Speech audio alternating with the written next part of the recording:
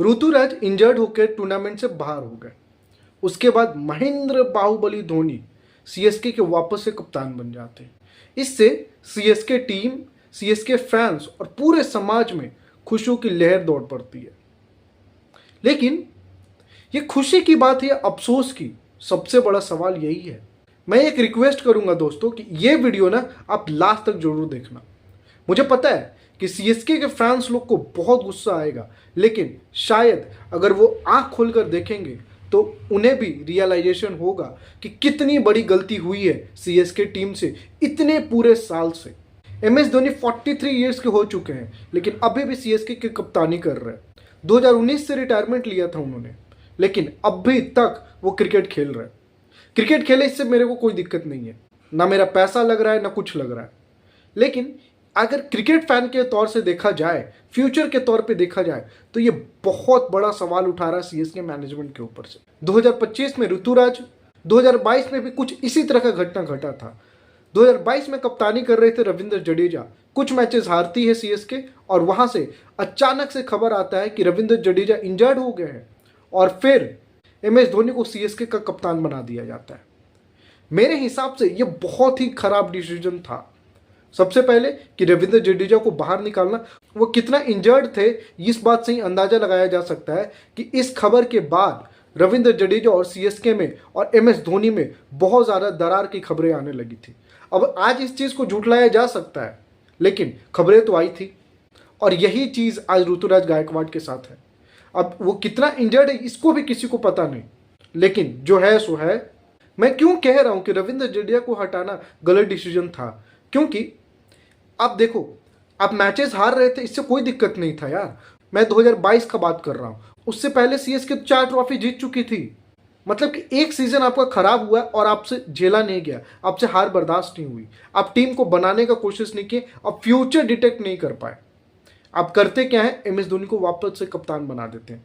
और मैनेजमेंट ने जो गलती करा, ये तो गलती था ही, लेकिन उससे बड़ा गलती था एमएस धोनी का। उन्होंने कैप्टनसी वापस से ले लिया। क्यों भाई?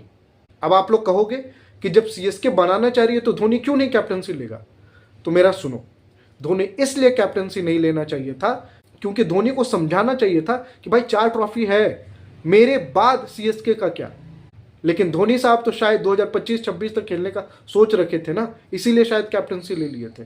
लेकिन अब आप बोलोगे कि फिर ऋतुराज को तो कप्तान बना दिया ना, तो फिर ले भी तो लिया कप्तानी। कितना अच्छा मौका था, किसी और प्लेयर को कैप्टनसी दे देते। भाई आपको अपना फ्यूचर तैयार करना चाहिए था। अगर ऋतुराज नहीं था, सचिन, रविंद्र या कॉनवे या किसी को भी बना देते यार, रवि अश्विन को बना देते यार, ट्रिब्यूट दे देते। ये सीजन तो वैसे भी आपको खराब हो गया है।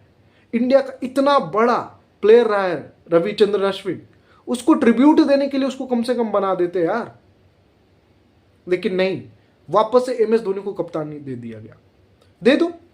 अब मैं ये सवाल क्यों उठा रहा हूं? मैं ये सवाल इसलिए उठा रहा हूं कि सीएसके मैनेजमेंट एमएस धोनी से आगे कभी सोचे ही नहीं। ये हमेशा सिर्फ एक नाम पे चली, इससे आगे सीएसके ने कभी सोचा ही नहीं। आप मुझे बताओ ना, सीएसके ने कितना प्लेयर दिया इंडिया को? ये टीम हमेशा सीनियर प्लेयर्स को अपने अंदर रख के ट्रॉफी जीत रही थी। एमएस धोनी का कैप्टनसी का तरीका था कि वो सीनियर प्लेयर्स को रखते थे, रिटायर प्लेयर्स को रखते थे। फ्यूचर कभी डिटेक्ट किया ही नहीं। हम जब बात करते हैं राजस्थान रॉयल्स का, राजस्थान रॉयल्स जितना यंगस्टर्स को खिलाती है ना भाई, hats off to that team. लेकिन सीएसके कभी इस चीज पे ध्यान नहीं दी। अश्विन को छोड़कर और किस प्लेयर को दिया है सीएसके ने? अब यहां पे जडेजा का नाम मत लिखना कोई। जडेजा जब आया था ना सीएसके में, तो उस समय तक जडेजा का बहुत नाम चल चुका था। वो राजस्थान रॉयल्स के लिए एक्सेप्शनल परफॉर्मेंस कर रहे थे, तब सीएसके लाई थी। हाँ, रविचंद्रन अश्विन को पूरी तरीके से सीएसके ने बनाया है। सुरेश रैना का अगर कोई नाम लिखना चाह रहा है तो फिर अकल का अंधा ही है भाई। आप देखो ना, सीएसके ने क्या फ्यूचर देखा है? कुछ नहीं देखा है। सीएसके सिर्फ अपना नाम और ब्रांड के लिए खेल रही है। 43 इयर्स के हो गए हैं एमएस धोनी, लेकिन फिर भी सीएसके मैनेजमेंट क्यों लेके चल रही है? क्योंकि उन्हें डर है कि उनका ब्रांड नीचे गिर जाएगा। सिर्फ फैंस और ब्रांड के लिए खेल रहे हैं एमएस धोनी भी। ये सच्चाई है, मान लो, एक्सेप्ट कर लो। अगर नहीं करना चाहते हो तो फिर वही बात हो गया कि आंख बंद करके कह रहे हो कि अंधेरा है। मुझे बहुत डिसअपॉइंटमेंट हुआ है यार।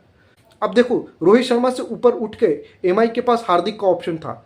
अगर हार्दिक पांड्या को हटा भी देते हैं आने वाले टाइम में तो सूर्य कुमार यादव का ऑप्शन है, जसप्रीत बुमराह का ऑप्शन है, तिलक वर्मा का ऑप्शन है।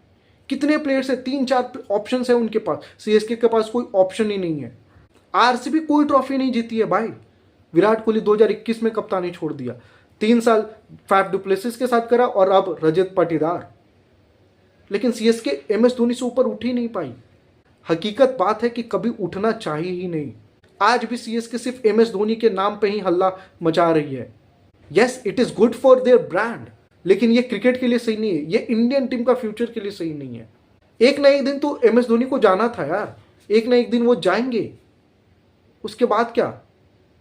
शायद इस सीजन सीएसके फैंस को समझ में आ गया है, शायद इस सीजन सीएसके मैनेजमेंट को भी समझ में आ गया है कि उनसे गलती हुई है। ये टीम को खड़ा होने में बहुत टाइम लगेगा। लोग बात करते हैं कि आरसीबी के फैंस बहुत टॉक्सिक हैं, लेकिन लोग ये भूल जाते हैं कि सीएसके के फैंस, सीएसके के प्लेयर्स यार, सीएसके के एक्स प्लेयर्स कितने टॉक्सिक हैं, सीएसके का कोच कितना टॉक्सिक है। आरसीबी एक ट्रॉफी भी नहीं जीती है, लेकिन कभी भी आप उनके प्लेयर्स या एक्स प्लेयर्स है ना, उस तरह का स्टेटमेंट नहीं सुनोगे जिस तरह का स्टेटमेंट अंबती रायडू और बद्रीनाथ देते हैं। रविंद्र जडेजा, तुषार देशपांडे ने जिस तरह का ट्वीट करा था, जिस तरह का इंस्टाग्राम पे पोस्ट करा था लास्ट ईयर, इस तरह का साइन बना के 5-5 करके ट्रॉल कर रहे थे, कभी किसी टीम के प्लेयर से आप नहीं देखोगे। मुंबई इंडियंस भी 5 ट्रॉफी जीती है, लेकिन कभी भी उनके प्लेयर से आप इस तरह का जेस्चर नहीं देखोगे। ऋतुराज गायकवाड़ करंट कैप्टन है सीएसके का, उन्होंने बोला था कि समवन फ्रॉम आरसीबी। ये बताता है कि कितने टॉक्सिक हैं सीएसके के फैंस। इवन कोच आरसीबी से हारने के बाद वो कहते हैं कि हम लास्ट में देख लेंगे कौन जीतता है कौन हारता है। इस तरह का कोई कोच का बयान आता है? Professional coach all over the world में जाके वो भाई कोचिंग करते हैं और इस तरह का फ्रस्ट्रेटेड होकर वो जवाब दे रहे हैं। सीएसके के पास बस एक चीज है कहने को, trophy trophy, 5 trophy 5 trophy 5 trophy, थाला फॉर ए रीजन। मैं मानता हूं भाई ट्रॉफी जीतने में बहुत मेहनत लगता है, कॉन्ग्रेचुलेशंस टू यू, लेकिन आप झुनझुना सिर्फ उस चीज का नहीं बजा सकते हो। इस चीज को एक्सेप्ट कर लो। एक्चुअली में ना सीएसके फैंस, सीएसके टीम और सीएसके के फॉर्मर प्लेयर्स को घमंड हो रखा था कि हमारे पास 5 ट्रॉफी है। भाई घमंड नहीं टिकता है, अकड़ नहीं टिकती है। जिनके पास आज 0 ट्रॉफी है ना, वो आने वाले टाइम में जीत जाएंगे। लेकिन अगर तुम घमंड का पर्दा आंख से नहीं हटाए ना, तो जहां हो वहीं रह जाओगे।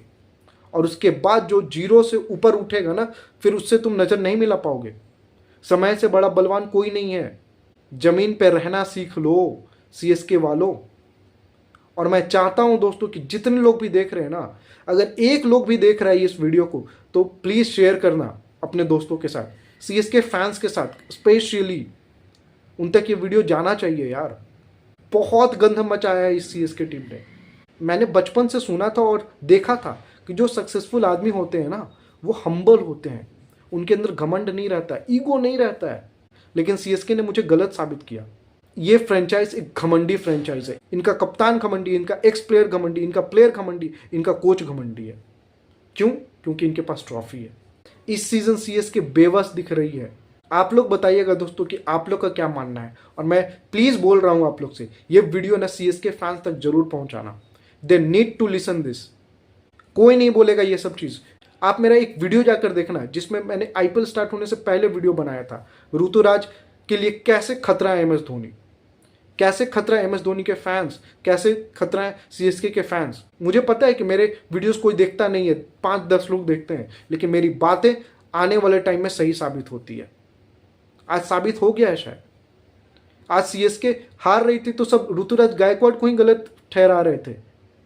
जब धोनी कैप्टन बने और जब लोगों ने सेलिब्रेट करा, तो इसका मतलब यही था ना कि वो ऋतुराज से खुश नहीं थे, वो इंतजार कर रहे थे एमएस धोनी का कैप्टनसी का। मेरी बात सही हो गई। आप जाके देखना वो वीडियो। आने वाले टाइम में आप ये भी देख लो कि ऋतुराज से कैप्टनसी छीनी जाएगी और शायद 2-3 साल बाद उनको टीम से भी भगा दिया जाएगा। आप देख लेना। मैं एक छोटा क्रिएटर हूं ना, शायद इसलिए अभी तक मेरी बातें पहुंच नहीं पा रही है, लेकिन मैं व्यूज के लिए काम ही नहीं करता हूं। मैंने चैनल ही बनाया था सिर्फ इस वजह से कि मैं अपनी बातें रख सकूं। मैं बस अपना वीडियो में ना सिर्फ अपना दिल का बात बोलता हूं किसी को पसंद आए चाहे ना पसंद आए भाई, लेकिन मैं ये वीडियो सच में चाह रहा हूँ कि ये CSK फैंस तक पहुँचे। अगर वीडियो अच्छा लगा हो तो वीडियो को लाइक करें और चैनल को सब्सक्राइब करें।